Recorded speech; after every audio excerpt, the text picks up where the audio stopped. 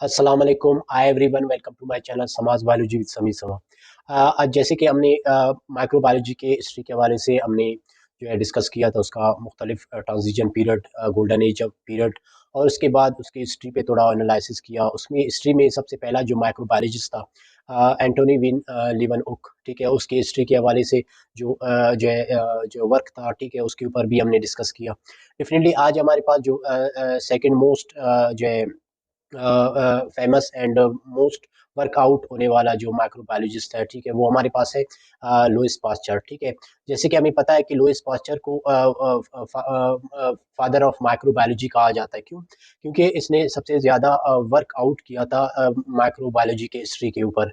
तो सबसे ज़्यादा जो है डिस्कवरीज जो है माइक्रोबायोलॉजी के हवाले से और मुख्तलिफ प्रोसीजर और मुख्तलिफ प्रोसेस के हवाले से उसने माइक्रोबायोलॉजी के ऊपर सबसे ज़्यादा वर्कआउट किया था। तो जिस इसकी बिना पे उसे फादर ऑफ माइक्रोबायोलॉजी मोस्टली कहा जाता है, ठीक है। वैसे देखा जाए तो एंटोनी विन लिवनोक जो है उसने इसे इसकी ओरिजिन रखा था, लेकिन he is also called, but mostly that Louis Pasteur is called father of microbiology. जैसे कि हमें पता है 1822 टू 1895 इस दौरानिया वो उसकी जो है लाइफ हिस्ट्री था, ठीक है, बायोग्राफी था। तो इस दौरानिया में उन्हें माइक्रोबायोलॉजी को बहुत बड़ा एक वर्कआउट दिया था, ठीक है। तो चलो एनालिसिस करते हैं थोड़ा history of microbiology, the work of Louis Pasteur, ठीक है। लुइस पास्चर ने इसके ऊपर क्या काम किया था। तो जब हम देखते हैं लॉयस पास्चर जो है वो 27 दिसंबर 1822 को जो है फ्रांस में पैदा हुआ था। जो है ही was born in France. After that he dead in also same 28 September 1895 at France, ठीक है। और ये फ्रांस फ्रांस का ही एक साइंटिस्ट था, ठीक है, और इसने माइक्रोबायोलॉजी के ऊपर काम किया। सबसे ज़्यादा वर्कआउट भी इसने किया, और इसका जो एजुकेशन था वो मैथमेटिक्स पे था, ठीक है। जो है और वो इसके अलावा एज अ केमिस्ट और फिजिस्ट भी रहा है, ठीक है। और इसके साथ साथ इसके इसने जो है मुख्तलिफ यूनिवर्सिटी से जो है मुख्तलिफ यूनिवर्सिटी ऑफ पेरिस का जो है इसने जो है सुपरवाइज़र किया, ठीक है, इसको भी उसने रन आउट किया। और इसके साथ ही नो जो है ग्राम थ्योरी ऑफ डिजीज़ के ऊपर जो है इसने बहुत बड़ा काम किया, ठीक है। उसने राबीज़ वैक्सीन जो है इंट्रोड्यूस किया, और कोलेरा वैक्सीन भी इसने डिस्कवर की है, एंथ्रेक्स वैक्सीन भी इन जो है वायरस का वैक्सीन भी जो डिस्कवर किया। और साथ साथ उसने कोलेरा जो बैक्टीरिया है, ठीक है, डिजीज़ है, उसके ऊपर भी उसने जो है इसका भी वैक्सीन डिस्कवर किया। और साथ साथ एंथ्रेक्स का भी इसने वैक्सीन डिस्कवर किया था, ठीक है। और इसके साथ साथ ही उसके जो फील्ड था जो है बायोलॉजी के ऊपर ज़्यादा वो था, माइक्रोबायोलॉजी के ऊपर उसने सबसे ज़्यादा काम किया। और उसको जो है केमिस्ट्री के ऊपर भी जो मुख्तलिफ जो है जो प्रोसीजर मुख्तलिफ केमिकल्स के ऊपर भी इसका जो है वो था। और इसके साथ साथ मैथमेटिक्स में भी इसका फील्ड था, और साथ साथ फिजिक्स में भी इसने वर्कआउट किया था, ठीक है। और इसके साथ साथ उसने जो है सुपरवाइज़र भी किया था, जो पाश्चर इंस्टीट्यूट, और इसने बनाया, ठीक है, साथ साथ। और उसके साथ साथ उसने बहुत जो है वर्कआउट किया था जो है माइक्रोबायोलॉजी के फील्ड के ऊपर। जो आज मुख्तलिफ माइक्रोबायोलॉजी के हवाले से मुख्तलिफ ऐसे प्रोसीजर है जो उस लुईस पाश्चर ने ही जो ओरिजिन उसका रखा था। तो उसके ऊपर जो है आज जितनी भी वैक्सीन बन रहा है, ठीक है, और मुख्तलिफ जो है वैक्सीन जो पास्चराइजेशन है, ठीक है, और फर्मेंटेशन है, ठीक है, प्रोसेस है, तो ये सारे उसकी खिदमत की बिना पे जो है माइक्रोबायोलॉजी को एक बहुत बड़ा सपोर्ट मिला, ठीक है। Lewis pasture was a French chemist, biologist and microbiologist, ठीक है। और Lewis pasture was a turn chemist, the study on fermentation increase his interest in the microbiology, ठीक है। तो इसने फर्मेंटेशन के ऊपर यानी कुछ ऐसे माइक्रो ऑर्गेनाइज इसकी ही प्रोसीजर के बिना पर जो हमें चीज़ प्रोवाइड हो गया, इसके साथ बटर भी हमें जो है, और इसके साथ बहुत से जो है जो है जैसे बेयर है वगैरह, उसके जो फर्मेंटेशन की प्रोसेस से बनते हैं, तो उसके ऊपर भी उसने ये हमें बताया कि they are the cause by due to micro organism. तो ये जो जितने भी प्रोडक्ट डेयरी प्रोडक्ट्स हैं, ठीक है, और इसके अलावा दूसरे जो बेवरेजेस जो इंडस्ट्रीज है, वो सारे बेस करते हैं जो है लुईस पास्चर के जो फर्मेंटेशन प्रोसेस के उस पे उसूल पे, ठीक है, प्रिंसिपल पे। He is known as the father of microbiology. He is also known as the father of microbiology due to his जो है huge work. ठीक है, उसके ज़्यादा काम की बिना पर उसको दो फादर ऑफ माइक्रोबायोलॉजी कहा जाता है, जिसने सबसे ज़्यादा माइक्रोबायोलॉजी के ऊपर वर्कआउट किया था, तो उस बिना पर उसको सबसे ज़्यादा कहा जाता है is the father of microbiology. ठीक है, as a great achievement germ theory of diseases due to this theory he approved the biogenesis theory. ठीक है, जो है इसकी सबसे बड़ी अचीवमेंट था कि ग्राम थ्योरी के जो डिजीजेस के बाद उसने जो है जो स्पॉन्टेनियस जनरेशन ऑफ ऑर्गेनिज्म है या अबायोजेनेसिस जो थ्योरी था उसको डिस्प्रूव कर दिया, और उसने कहा कि every living organism introduce are form from pre existing cell. ठीक है, तो प्री एग्जिस्टिंग सेल से ही नया जानदार बनता है. तो ये अबायोजेनेसिस प्रोसेस था कि हर चीज़, जैसे कि माउस से कहते हैं वो ग्रेन से जो बन जाते हैं, जनरेट होते हैं, और इसी साथ कुछ ऐसे जो थ्योरीज थे वो कहते थे बायोजेनेसिस थ्योरी में कुछ ऐसे थे, वो कहते थे फ्रॉग अराइजेस फ्रॉम मड. ठीक है, वो ये तस्वर करते थे कि फ्रॉग है वो मड से ही बनता है ऑटोमेटिकली अबायोजेनेसिस प्रोसेस के थ्रू. इसी तरह जो है मीट से जो है मैगोट्स जो है इनका भी एक कंसेप्ट था, जो क्लासिकल थ्योरीज थे. ठीक है, तो उस बिना पे तो लुईस पास्चर ने ये सारे जितने भी थ्योरीज थे बायोजेनेसिस प्रोसेस के हवाले से, तो सारे इन्होंने इसको डिस्प्रूव कर दिया. जो स्पॉन्टेनियस जनरेशन ऑफ ऑर्गेनिज्म उसको डिस्प्रूव कर दिया था. वो किस बिना पे, किस थ्योरी को लेकर उन्होंने ये जो है इसको डिस्प्रूव कर दिया from gram theory of diseases के बिना पर. क्योंकि उसने रॉबर्ट कोच ने इसको जो है ग्राम थ्योरी को पेश किया था, तो उस बिना के उस थ्योरी को मद्देनजर रखते हुए उससे हेल्प लेकर आउट करके उसने जो लेस पास्चर ने जो है डिस्प्रूव कर दिया किसको, अबायोजेनेसिस थ्योरी को.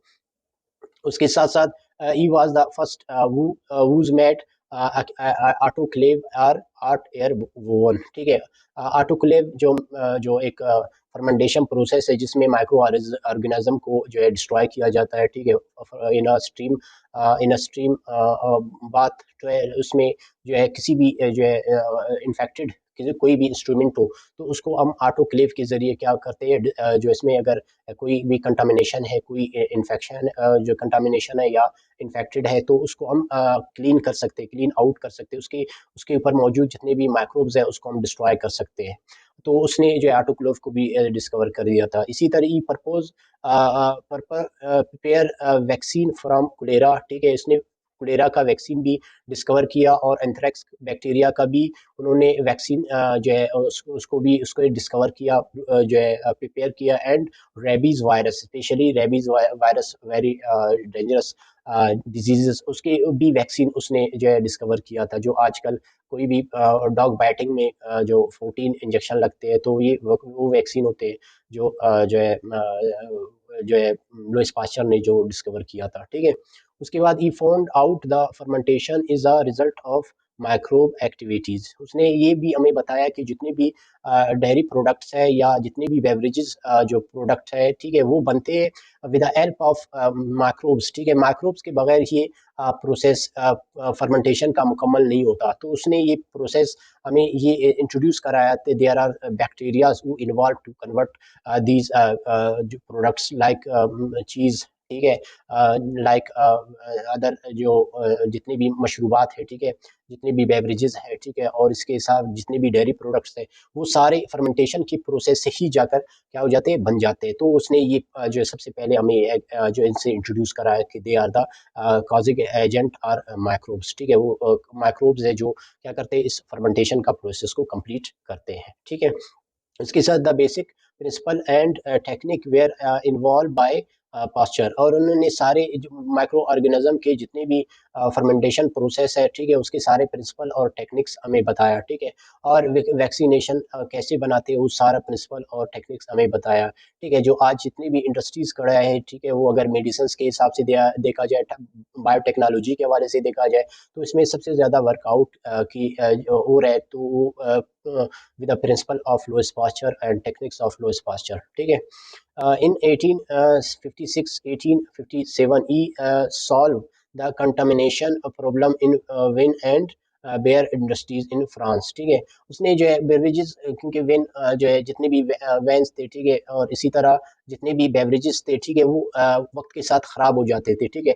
दे दे आर डिस्ट्रॉइंग, तो उसने इसकी कंटामिनेशन का भी जो जितने भी जो प्रॉब्लम्स थे, ठीक है, ये क्योंकि वो रखते थे तो कुछ हद के दिन के बाद वो खराब हो जाते थे, ठीक है, चाहे वो जो है डेयरी प्रोडक्ट होते या वेन प्रोडक्ट्स होते, मशरूबात होते, ठीक है, बेवरेजेस होते, तो उनको कंटामिनेशन का जो कंटामिनेशन से रोकने के लिए उन्होंने एक प्रोसेस हमें बताया कि इस प्रोसेस के जरिए आप किसी भी जो है चीज़ को देर तक रख सकते हैं। अगर आप इनको इस प्रोसीजर के जरिए गुजार देते, इस प्रोसेस से गुजार देते, चाहे वो बेवरेजेस है, चाहे डेयरी प्रोडक्ट है, तो वो फिर काफ़ी देर तक, यानी ईयर टू ईयर आप इसको प्रिजर्व रख सकते हैं। तो प्रोसीजर भी हमें इन्होंने बता दिया। जितने भी इंडस्ट्रीज में जितने भी प्रोडक्ट बन रहा है, ठीक है, वो उसी के जो कंटामिनेशन जो प्रोसीजर है, ठीक है, उसके प्रोसेस के बिना पर हम क्या कर सकते हैं, किसी भी प्रोडक्ट को काफ़ी जो है एक्सपायरी डेट उसका बढ़ा सकते हैं, ठीक है।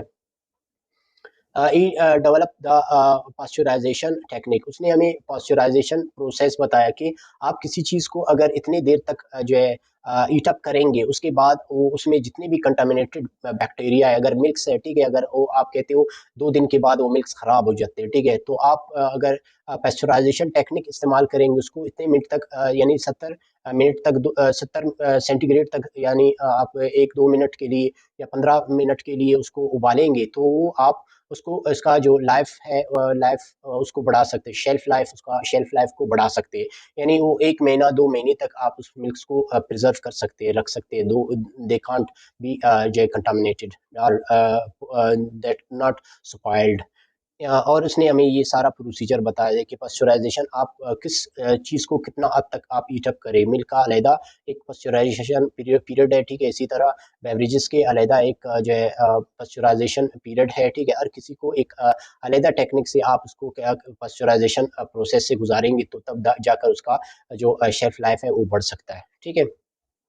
इसी तरह fermentation industries for remove of unwanted microbe, अब जितने भी इंडस्ट्रीज है, ठीक है, उसमें फर्मेंटेशन प्रोसेस में जितने भी अगर कंटामिनेशन हो रहा है, तो उसको रिमूव करना, उन माइक्रोब्स को डिस्ट्रॉय करना एक आसान एक सिंपल प्रोसेस जो है बन गया। अब वो आसानी से हम किसी भी कंटामिनेटेड जो है फूड को हम प्रिजर्व कर सकते हैं, ठीक है, इसका शेल्फ लाइफ बढ़ा सकते हैं, ठीक है।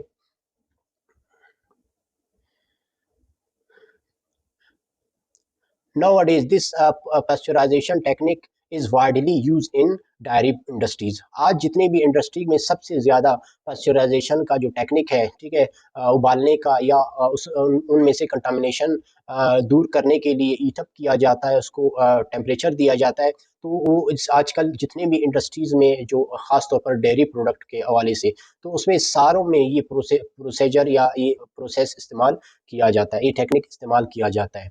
ही यूज फर्स्ट लिक्विड मीडिया, और उसने सबसे पहला लिक्विड मीडिया बनाया, जिसमें वो कहते हैं अगर किसी भी स्पेसिफिक माइक्रो ऑर्गेनिज्म को अगर आप ग्रो करना चाहे, कि आप उसको सेपरेट आप उसको कॉलोनाइज करना चाहे, तो आप जो है लिक्विड मीडिया जो है उन्होंने सबसे पहले बनाया। और उस लिक्विड मीडिया में हमें बता दिया कि आप किस तरह किसी स्पेसिफिक माइक्रो ऑर्गेनिज्म को स्टडी कर सकते हैं, उसको कैसे आप जो है उसका ग्रोथ करते हैं, ठीक है, उसका जो है किस तरह आप उसको जो है कॉलोनाइज करते हैं, ठीक है, तो तब जाकर हमारे लिए आसान होता है उस स्पेसिफिक बैक्टीरिया को स्टडी करना। क्योंकि अगर वो एक जो है यूनिसेलुलर पे एक सिंपल वन सेल पे मुश्तमिल होगा, तो उसको स्टडी करना थोड़ा कॉम्प्लेक्स हो जाता है।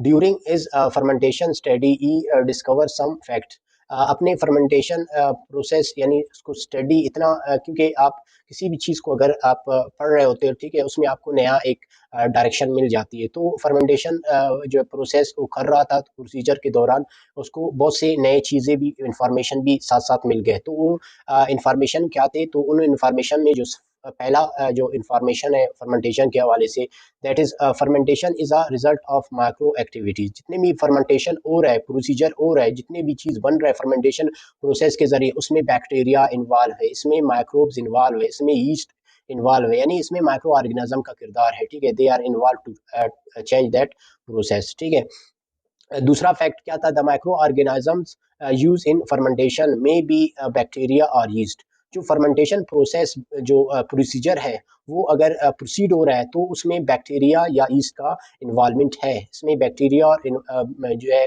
ईस्ट इन्वॉल्व है to complete that procedure, the procedure of fermentation.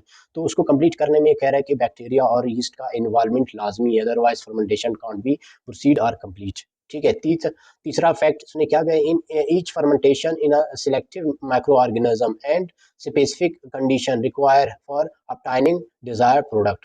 किसी भी अगर प्रोडक्ट को आपने अगर चीज़ बनाना है, आपने अगर बियर बनाना है, अगर आपने आपने कोई भी डेयरी प्रोडक्ट बनाना है, ठीक है, कोई भी मशरूबात बनाना है, तो उसमें without micro organism you can't complete your that product. आप उस प्रोडक्ट को हासिल नहीं कर सकते जब तक आपने एक स्पेसिफिक माइक्रो ऑर्गेनिज्म को यूज़ नहीं किया, या उसका एक खास जो है कंडीशन है, रिक्वायरमेंट है, टेम्परेचर, प्रेशर कौन सा देना है, इनमें जो न्यूट्रेंट है, ठीक है, वो कौन से देना है, तब जाकर आप एक जो है फर्मेंटेशन प्रोसेस को कंप्लीट कर सकते हैं। तो हर फर्मेंटेशन प्रोसेस में एक अलग माइक्रो ऑर्गेनिज्म इन्वॉल्व होती है। ठीक है। द फोर्थ फैक्ट क्या था, during study on butyric acid fermentation E discover and anaerobic process. ठीक है, उन्होंने एनारोबिक प्रोसीजर जो है डिस्कवर किया, जब वो क्या कर रहा था, ब्यूटेरिक एसिड जो है फर्मेंटेशन प्रोसेस से हासिल करना चाह रहा था, तो उसमें देखा कि उसमें कोई इन्वॉल्वमेंट ऑफ ऑक्सीजन नहीं है। तो उन्होंने देखा कुछ ऐसे बैक्टीरिया है जो without oxygen they can be ferment any product. ठीक है, वो प्रोडक्ट विदाउट ऑक्सीजन भी वो अपना प्रोडक्ट बना सकते हैं। ठीक है, वो प्रोडक्ट कन्वर्ट या फर्मेंटेशन प्रोसेस कंप्लीट हो सकती है। तो इस दौरानिया में उसने एनारोबिक बैक्टीरिया के हवाले से भी हमें हमें बताया कि कुछ ऐसे फर्मेंटेशन प्रोसेस है जिसमें आप विदाउट ऑक्सीजन अगर आप उसको कवर करेंगे तो भी वो प्रोडक्ट बन सकता है। ठीक है। द फिफ्थ फैक्ट क्या था, discover the principle and active active immunization. ठीक है, उन्होंने ये साथ साथ ये भी एक प्रिंसिपल जो है डिस्कवर किया कि इम्यूनाइज कैसे किया जाता है, किसी भी जानदार को, किसी भी इंसान को, किसी भी ऑर्गेनिज्म को अगर इम्यूनाइज करना है किसी ऐसे बैक्टीरिया जो या वायरस से जो जाकर उसकी बॉडी के अंदर डिजीजेस काज करे, तो उससे पहले हम क्या कैसे उसको इम्यूनाइज करें। तो उस इम्यूनाइजेशन का जो प्रिंसिपल है उसको भी उसने इस दौरानिया में फर्मेंटेशन के प्रोसेस में उन्होंने ये भी नया एक जो स्टडी फैक्ट सामने ले आया। ठीक है। द सिक्स फैक्ट क्या था, in 1981 Louis Pasteur prepared vaccine to prevent fowl cholera anthrax and rabies virus. ठीक है, उनकी वैक्सीन भी इन्होंने इम्यूनाइज प्रोसेस के को समझने के बाद उन्होंने कोलेरा और एंथ्रेक्स और रेबीज वायरस का जो है वैक्सीन भी उसने डिस्कवर कर दिया इसी दौरानिया में। Require for the obtaining desired products. ठीक है, उसमें डिजायर प्रोडक्ट उसके हवाले से लुइस पास्चर ने हमें बताया। तो ये लुइस पास्चर का वर्कआउट था। ठीक है, लुइस पास्चर ने जो है कितना काम किया था। उसके बाद हमारे जो नेक्स्ट टॉपिक होगा, रॉबर्ट